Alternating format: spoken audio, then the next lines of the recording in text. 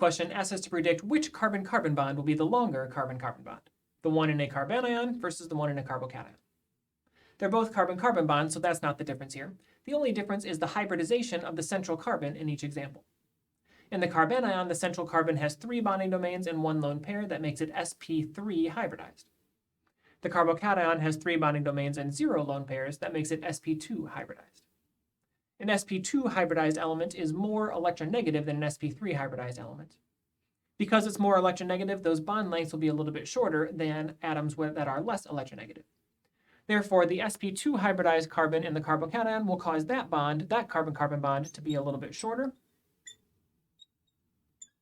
And the carbon-carbon bond in the carbanion, because the carbon is sp3 hybridized, is going to be a little bit longer.